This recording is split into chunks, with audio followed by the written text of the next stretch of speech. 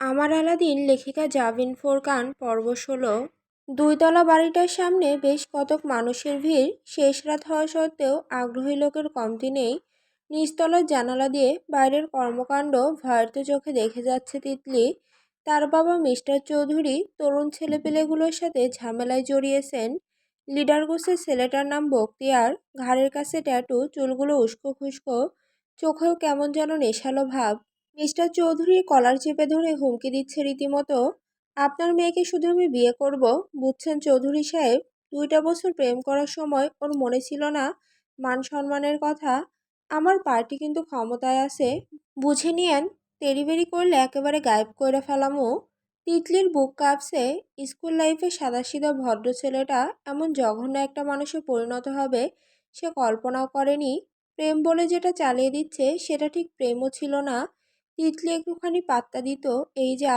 সাইবান আসার পর থেকে তার জীবনটাই বদলে গিয়েছে। অন্য কারোর সঙ্গে প্রেম করার প্রশ্নই আসে না। তিতলির মা মেয়ের পাশে দাঁড়িয়ে দোয়া দরুদ পড়তে শুরু করে দিয়েছেন। এমন সময় দুটো বাইক এসে থামলো তিতলিদের বাড়ির সামনে। লাফিয়ে নামলো আপনার নীরব আর অনুরাগ। দ্বিতীয় চিন্তা ছাড়াই প্রত্যেকে ছুটে এসে ভিড়ের মাঝে ঢুকে পড়ল। ছেলেদের মধ্যে হট্টগোল বেঁধে গেল।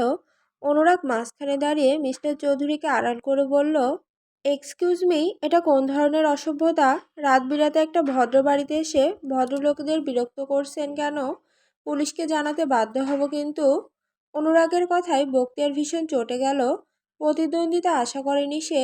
নিজের একটা হাত তুলে দ্বিধা ছাড়াই শটান অনুরাগকে থাপ্পড় দিয়ে বসলো সে। আঁতকে উঠল সবাই। You scoundrel! নীরব খেকিয়ে উঠে বক্তিয়ারকে পেছন থেকে ঘুষি দিতে যাচ্ছিল, তবে দলের অন্য দুটো ছেলে নীরবকে জাপটে ধরে ফেলল। অনুরাগ ভালোই ব্যথা পেয়েছে, মুখের ভেতর রক্তের নোনতা স্বাদ টের পাচ্ছে এখন। মিস্টার চৌধুরী অনুরাগকে ধরে ফেললেন, আর্তনাদ করে বললেন, তোমাদের সমস্যাটা কি? সাধারণ মানুষকেই পাও শুধু জ্বালাতন করতে। সাধারণ? আপনার কাছে যে টাকার বস্তা আছে বাইর করেন। এত টাকা পোকায় খেয়ে শেষ করতে পারবে না। এলাকার উন্নতির জন্য লাখ পাঁচেক দিতে সমস্যা কি? টাকা দিবেন নাকি মেয়ে দিবেন আপনার ব্যাপার। কুটিল হাসি মেখে বলল বক্তিয়ার। পরক্ষণেই চোখ ঘুরিয়ে তাকালো বাড়ির ভেতরে দাঁড়ানো তিতলির দিকে। কেঁপে উঠল মেয়েটা, বাঁকা হাসল বক্তিয়ার, অশ্লীলভাবে ঠোঁট চাটল সে। তবে তার সুখ দীর্ঘক্ষণ স্থায়ী হলো না। হঠাৎ করে পেছন থেকে একটা গুরুগম্ভীর আওয়াজ ভেসে এলো, খোবরা বরাবর বাংলাদেশের মানচিত্র বসিয়ে দিতে চাই, নিবি? বক্তিয়ার ভীষণ অবাক হয়ে ঘুরে তাকিয়েছে, কি তাকায়নি। তার চোয়াল বরাবর প্রচণ্ড শক্তিতে একটা ঘুষি আছড়ে পড়ল। এতটাই জোর যে বক্তিয়ারের শরীরটা ছিটকে পড়ল মাটিতে। মনে হলো চোয়ালের হাড় বুঝি নড়ে গিয়েছে। তার দলের ছেলেরা আঁতকে উঠে ঝট করে সামনে তাকালো। আবছায় লাইটের আলোর প্রতিফলনে ভেসে উঠল ছায়ামূর্তিটি। সুঠাম শরীরের অধিকারী, জ্যাকেট পরে থাকলেও শক্তিশালী বাহু স্পষ্ট বোঝা যাচ্ছে। সুদর্শন তীক্ষ্ণ চেহারায় জ্যান্ত হিংস্রতা। ভ্রু পিয়ার্সিং, চিকচিক করছে অশনি সংকেতের মতন। দণ্ডায়মান সাইবান আলাদিন, কোন শালা তুই? বক্তিয়ার ব্যথায় কোকিয়ে চিৎকার করে উঠল, কলমি ড্যাডি। তীর্যক হেসে ঝাঁঝাল কণ্ঠে জবাব দিল সাইবান। তার নয়নজোড়া ক্ষিপ্তভাবে চারপাশ পর্যবেক্ষণ করল। অনুরাগের ফুলে উঠতে থাকা গাল, আতঙ্কিত মিস্টার চৌধুরী, আর সবশেষে জলজলে দৃষ্টিতে আশা নিয়ে তাকিয়ে থাকা তিতলি। সাইবানের সঙ্গে চোখাচোখি হতেই মেয়েটা দৌড়ে বাড়ির বাইরে চলে এলো। সাইবান অবশ্য নাটক দেখতে দাঁড়িয়ে থাকলো না। তিতলিদের বাড়ির পাশে নতুন কিছু জিনিস তৈরির কাজ চলছিল। হনহন করে এগিয়ে গিয়ে সেখানে পড়ে থাকা একটা চেলাকাঠ হাতে তুলে নিল সাইবান। মিস্টার চৌধুরী ভড়কে গেলেন এই ছেলের এমন রুদ্ররূপ দেখে। বাবা, আস্তে আস্তে, মারামারির কি দরকার? চান্দাবাজার ইফটিজারের জন্য মায়ের উপর কোনো কথা নেই, আপনি সরুন আঙ্কেল। বক্তিয়ার কোনো মতে উঠে দাঁড়িয়েছে কি দাঁড়ায়নি, সাইবান শটান কাঠটা দিয়ে সজোরে আঘাত এনে বসলো ছেলেটার পাঁজর বরাবর। মুহূর্তেই গন্ডগোল বেঁধে গেল। আপনার নীরব অনুরাগ এরাও আর বসে রইল না। আশেপাশে যে যা হাতে পেয়েছে সেটা নিয়েই চড়া হলো। ধস্তাধস্তির মাঝে বক্তিয়ারের কলার ধরে টানতে টানতে বাড়ির সিঁড়ির কাছে নিয়ে গেল সাইবান। ঠিক তিতলির পায়ের সামনে বান্দাকে উপর করে ফেলে পিঠের ওপর পা দিয়ে চেপে ধরলো। এক হাতে চেলাকাঠ ধরে রেখে শাসালো, আমি যা যা বলবো বাঁচতে চাইলে তাই তাই রিপিট করবি। বল, আম্মা যেন আমাকে মাফ করে দেন। আমি আর জীবনেও আপনার দিকে কুনজরে তাকাবো না। যদি তাকাই তাহলে আমি কুত্তার পা চাটি। বল। বখতিয়ার জোর করে ঠোঁটে ঠোঁট চেপে রেখেছে, অপমানে টকটকে হয়ে গিয়েছে সম্পূর্ণ। সাইবান আরো জোরে চেপে ধরল তাকে।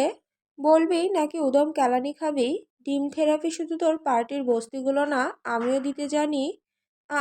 আম্মা যান বলতে বাধ্য হলো বখতিয়ার। বাঁকা হাসি ফুটল সাইবানের ঠোঁটে। সে শিখিয়ে দিল, আম্মা যান আমাকে মাফ করে দিন। আম্মা যান আমাকে মাফ করে দিন। আমি দুধ খাওয়া বাচ্চাটি হয়ে যাব। মেয়ে দেখলে আস্তাগফিরুল্লাহ পড়তে পড়তে উল্টো দিকে দৌড় দেব। আমি দুধ খাওয়া। শুনতে শুনতে বুকে দুবাহু বেঁধে বেশ উপভোগ করে গেল তিতলি। বখতিয়ার ছাড়া পেল টানা 7টা মর্মান্তিক বাক্য উচ্চারণ করার পরে। আশেপাশের লোকজন দাঁড়িয়ে দাঁড়িয়ে মজা নিল, অনেকে আবার ভিডিও করে রাখলো। সবশেষে উঠে পড়ে টলতে টলতে যখন সে নিজের দলের ছেলেদের কাঁধে ভর দিয়ে বাড়ির বাইরের দিকে এগোলো, তখন পেছনে তাকে সাইবানের সঙ্গে দৃষ্টি মেলালো। চেলাকাঠটা কাঁধে ঠেকিয়ে বান্দা এক হাতে সিগারেট জ্বালিয়ে ঠোঁটে পুরে রেখেছে।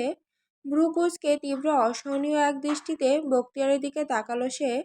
তোকে আমি দেখে নেব, দাঁত কিরমির করে উচ্চারণ করলো বখতিয়ার। সাইবান খিলখিল করে হেসে উঠে ঠোঁট থেকে সিগারেট সরিয়ে বলে উঠল, তুই কি রাত কানা এখন দেখতে পাচ্ছিস না? আপনার নীরব একযোগে অট্টহাসিতে ফেটে পড়ল। অনুরাগ অবধি হাসতে গিয়ে নিজের ব্যথা পাওয়া গালটা চেপে ধরল। অপমানের চূড়ান্ত পর্যায়ে পেরিয়ে যাওয়ায় বখতিয়ার আর দাঁড়িয়ে থাকতে পারল না। খুঁড়িয়ে খুঁড়িয়ে হেঁটে বেরিয়ে গেল গেটের বাইরে। অনুসরণে তার সাঙ্গপাঙ্গ। চারপাশ শুনশান হয়ে পড়তেই তিতলি ছুটে এসে সাইবানকে জাপটে ধরল। থ্যাঙ্কস দোস্ত, কি ভয় পেয়ে গিয়েছিলাম আমি। আব্বুকে যাচ্ছে তাই ভাবে হুমকি দিচ্ছিল। সাইবান খানিকটা বিব্রত হলেও তিতলির মানসিক অবস্থার কথা চিন্তা করে সরিয়ে দিল না। শুধু একটি হাত মেয়েটার মাথায় রাখলো। ইটস ওকে নাও। তোমাদের সবাইকে যে আমি কি বলে ধন্যবাদ দেব। বলতে বলতে মিস্টার চৌধুরী সিঁড়ির ওপরে বসে পড়লেন। অনুরাগ তাকে ধরল। মিসেস চৌধুরী ছুটে এলেন। এদের জ্বালায় বাঁচি না আর, থানায় জিডি করেও রেখেছি। যদি পুলিশ একটু গুরুত্ব দিত। টাকা ঢেলেও লাভ হচ্ছে না। পার্টি ক্ষমতায় আছে তো পলিটিক্সের পাওয়ারেই উঠছে বেশি। এদের সাথে বেশি ঝামেলায় না জড়ানোই ভালো। প্রতিবেশীদের কেউ একজন বলল। তবে সাইবান পাত্তা দিল না। নিজের কাছ থেকে সাবধানে তিতলিকে দূরে সরিয়ে দাঁড়িয়ে চেলাকাঠ ফেলে দুহাত উপরে তুলে খানিক আড়মোড়া ভাঙল বুঝি। তারপর অবিচলিত কণ্ঠে বলে উঠল, আন্টি এক মগ কফি হবে, শরীরটা কেমন ম্যাজ ম্যাজ করছে। মিসেস চৌধুরী এত চিন্তার মাঝেও না পারতে হেসে ফেললেন। দ্রুত বাড়ির ভেতর যেতে যেতে বললেন, অবশ্যই তোমরা সবাই ভেতরে আসো, একেবারে সকালে নাস্তা না খাইয়ে কিন্তু ছাড়ছি না। আজকের সকালে নাস্তার টেবিল জুড়ে গুরুগম্ভীর পরিবেশ বিদ্যমান। শুধু প্লেট চামচের টুংটাং শব্দ ছাড়া দ্বিতীয় কোনো রা নেই কারো মুখে। নীরব অস্থির রীতিমতো দম বন্ধ করা একটা অবস্থা। সবাইকে নাস্তা বেড়ে দেওয়ার দায়িত্ব পালনের পাশাপাশি আর চোখে মানুষটাকে দেখে যাচ্ছে ইরাম। এ.কে.এম. আহমদ চৌধুরী, সাইবান সারিকার বাবা, সামিয়ার স্বামী এবং ইরামের খালু। পেশায় একজন ব্যবসায়ী। ঠিক কিসের ব্যবসা সেটা ইরামের বিস্তারিত জানা নেই। এই মানুষটার সম্পর্কে জ্ঞান তার ভীষণই কম। শূন্য বললেও ভুল হবে না, কারো সাথে মিশুক নন। ছোটবেলার স্মৃতি হাতড়েও এই লোকটার বিশেষ উপস্থিতি ইরাম মনে করতে পারছে না। পাশাপাশি বসার বদলে সামি এবং আহমেদ বসেছেন একে অপরের মুখোমুখি। টেবিলের দুপাশে দুজন, যেন মাঝখানে কেউ দেয়াল তুলে দিয়েছে। বাবার পাশে বসা সারিকা বিশেষ অস্বস্তিতে আছে, তার চেহারা দেখে বোঝা যাচ্ছে। কেমন যেন হাঁসফাঁস করছে। ইরাম টেবিল ঘুরে নীরবে আহমেদের প্লেটে আলু ভাজি বেড়ে দিতেই তিনি প্লেট দূরে ঠেলে বলে উঠলেন, আমি আলু ভাজি খাই না। ইরাম ভড়কে গেল। সামিয়া ভ্রুকুচকে তাকালেন। কবে থেকে আলু ভাজি তোমার পছন্দের নাস্তা? আজকে থেকে আর পছন্দের নেই। গলা খাকারি দিয়ে ইরাম বলল, আপনাকে তাহলে ডিম পোস্ট করে দিই খালু, 2 মিনিট একটু বসুন। হাত তুলে ইরামকে থামিয়ে দিলেন আহমেদ। চা পরোটা আমার হয়ে যাবে, থ্যাঙ্কস। ডিমের খোসার উপর হাঁটা বোধহয় একেই বলে। শুধু ইরামই নয়, বরং বাড়ির প্রত্যেক সদস্যই ভীষণ সচেতন হয়ে উঠেছে। ইরাম বেশি তর্ক না করে চেয়ার টেনে বসলো। কোনো মতে আধখানা রুটি সে শেষ করেছে। সেই সময়ে সামিয়া কথা বলার সিদ্ধান্ত নিলেন, না জানিয়ে মালয়েশিয়া থেকে হুট করে চলে এলে যে? কেন, ঢাকঢোল পিটিয়ে সানাই বাজিয়ে আসা উচিত ছিল বুঝি? ভ্রুকুচকে ফেললেন সামিয়া, সেটা বলিনি। না না, বলে ফেলো, তুমি যা বলো তাই তো হয়। তোমার উপর কথা বলার কোনো অধিকার অন্য মানুষের আছে? শখ স্বপ্ন ইচ্ছা সব তোমারই পূরণ হতে হবে, বাকিদের দিক ভাবার প্রয়োজন নেই। আহমদ, টেবিল চাপড়ে উঠে দাঁড়ালেন সামিয়া, তীব্র দৃষ্টিতে তাকালেন স্বামীর দিকে। তুমি অভদ্র আচরণ করছো বলে মনে হচ্ছে না? নিজের মর্জি মতো যাকে তাকে বাড়ির বউ বানানোর সময় তোমার মনে হয়নি তুমি লিমিট ক্রস করছো? আহমেদের কণ্ঠ শান্ত, অথচ তার কথার মাঝে অদ্ভুত একটা তেজ আছে, উপেক্ষা করা অসম্ভব। সারিকা নিজের বাবা মায়ের উত্তপ্ত ক্রোধের মাঝে একটুখানি শীতল হাওয়া হতে চাইল। মম ড্যাড প্লিজ, তোমরা বাচ্চা না, এটা নাস্তার টেবিল। অন্য বাড়ির মানুষের সামনে এসব কী ধরনের উদ্ভট আচরণ? অন্য বাড়ির মানুষ যে ইরাম তাতে কোনো সন্দেহ নেই। মেয়েটা এমন সময়েও ঠিকই একটা ঠেস দিয়ে দিল। ইরাম একটা নিঃশ্বাস ফেলে ভদ্র অথচ আত্মবিশ্বাসী গলায় বলল, খালু খালামণি, আপনারা প্লিজ আমাকে নিয়ে ঝগড়া করবেন না। যদি আমার জন্য এই দৈরথ সৃষ্টি হয়ে থাকে, তবে করজোর করে ক্ষমা প্রার্থনা করা ছাড়া আমার আপাতত আর কিছু করার নেই। প্লিজ আপনারা শান্ত হন, আমরা নাস্তা করি, আলাপ আলোচনা সব না হয় খালু আপনি বিশ্রাম নেওয়ার পর করা যাবে। আহমেদ বাঁকা দৃষ্টিতে ইরামকে দেখলেন, তারপর এক চুমুকে গরম চায়ের কাপ শেষ করে ঠাস করে চেয়ার ঠেলে টেবিল থেকে উঠে গেলেন। আমার হয়ে গেছে। এটুকুই, তিনি আর বসলেন না, লম্বা পা ফেলে বাড়ির অন্দরমহলে আড়াল হয়ে গেলেন।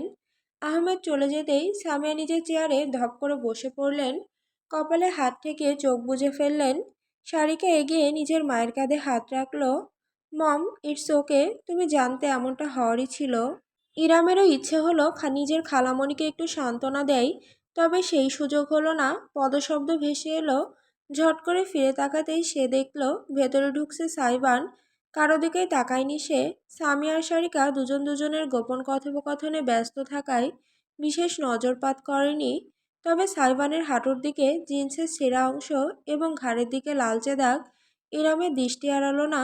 সাইবান উপরে উঠে যেতেই সেও টেবিল থেকে ছুটে চলে গেল বেডরুমের দিকে। বেডরুমের ভেতর ঢুকেই যথারীতি ইজানকে ক্রিবে নিদ্রাচ্ছন্ন দেখতে পেল সাইবান। ছোট্ট শিশুটি দুই হাত মুঠ করে গভীর ঘুমে আচ্ছন্ন, পাতলা ঠোঁটজোড়া হালকা ফাঁক করা, সেখান থেকে লালা রস গড়িয়ে বালিশে পড়ছে। বাঁকা হাসল সাইবান। লাইফ তো তোরই পোটলা, খাওয়া কাদা হাগুমুতু ঘুম, সার্কেল অনগোয়িং। মাথা ঝাঁকে নিজের জ্যাকেটটা খুলে নিল সে। ভেতরের ট্যাঙ্ক টপ বেরিয়ে আসতেই ত্বকের উপর লালচে নীলাভ দাগ পরিষ্কার হলো।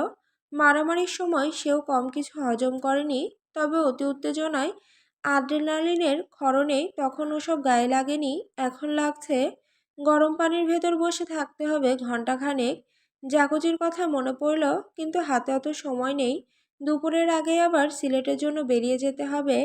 সে যখন ঘাড়ে একটা তোয়ালে ঝুলিয়ে বাথরুমে কুইক শাওয়ার নিতে যাবে, তখনই বেডরুমে ঢুকলো ইরাম। খানিকটা হাঁপাচ্ছে, ছুটে এসেছে বোঝা যাচ্ছে। সাইবান এমন মুহূর্তেও মজা নিতে ছাড়ল না।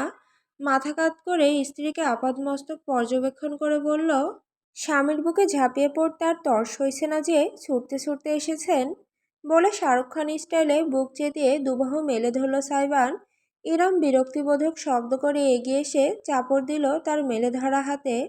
মজা বন্ধ করো, সারা রাত কোথায় ছিলে? আর এসব কিসের দাগ? ব্যথা পেয়েছো কিভাবে? মুখ থুবড়ে ম্যানহোলে পড়েছো, এমন গালগপ্প আমায় বিশ্বাস করতে বলবে না। বেশি কিছু না, এই একটু শক্তি প্রদর্শন প্রতিযোগিতায় অংশ নিয়ে এলাম আর কি। রাত না হলে আবার খেলা জমে না। সাইবানকে ঠেলে জোরপূর্বক বিছানায় বসিয়ে দিল ইরাম। অতঃপর দ্রুত হাতে ড্রেসিং টেবিলের ড্রয়ার থেকে ফার্স্ট এইড কিট নিয়ে এসে বসলো। সাইবান ভ্রু তুলে বিস্ময় নিয়ে রমণীর কর্মকাণ্ড দেখে গেল। ইরাম অ্যান্টিসেপটিক দিয়ে তুলো ভিজিয়ে সাইবানের কাছে সরে এলো। নরম আঙুলে তার মাথাটা সামান্য কাত করে ঘাড়ের দিকে দাগটা ভালোভাবে পর্যবেক্ষণ করলো। কেউ ঘুষি মেরেছে এখানে? এতটা কাছ থেকে ইরামের উষ্ণ নিঃশ্বাস ছুঁয়ে গেল সাইবানের ঘাড়। শিউরে উঠল সে না চাইতেও, চোখজোড়া অজান্তে বন্ধ হয়ে এলো। ইরাম থেমে নেই, তুলোটা লালচে হয়ে ওঠা ত্বকে বসিয়ে আলতোভাবে মুছে দিতে দিতে সে ফিসফিস করল, মারামারি করেছো তুমি? জ্বালা হলো, দাঁত ঠোঁট কামড়ে হিসিয়ে উঠল সাইবান। আপনার মাথার পেছনে তৃতীয় চক্ষু আছে মনে হচ্ছে। জ্বলছে? না, শুক লাগছে। চাপ দিন, আরও জোরে কষলে ভর্তা বানিয়ে ফেলুন। রাগে গজগজ করে উঠল সাইবান। ইরামের ঠোঁটে মৃদু হাসি ছুঁয়ে গেল। এবার আরও খানিকটা কাছে ঝুঁকে এলো সে। সাইবানের ঘাড়ে তুলো দিয়ে মুছতে মুছতে আলতোভাবে ফু দিল জ্বালা কমানোর উদ্দেশ্যে। সাইবানের শির দ্বারা বেয়ে শীতল তরঙ্গ খেলে গেল। মনে হলো ব্রেনের ভেতর নিউরনে নিউরনে শর্ট সার্কিট হয়ে গিয়েছে। শরীরের সর্বশক্তিতে সে নিজেকে নিবারণ করলো ইরামকে ছোঁয়া থেকে। দুহাত টেনে ধরল বিছানার চাদর, ভীষণ নিয়ন্ত্রণে। ইরামের অবশ্য এত কিছু খেয়াল নেই, সে একমনে নিজের কাজ করছে। ঘাট থেকে সাইবানের বুকের দিকটায় নেমে এলো সে। ট্যাঙ্ক টপের চিকন স্টাফটা শক্তিশালী কাঁধের ওপর থেকে সামান্য নামিয়ে উন্মুক্ত করলো ত্বক। হার্টের উপরের দিকটায় নীলাভ একটা ছাপ। এবার সত্যি রাগ হলো ইরামের।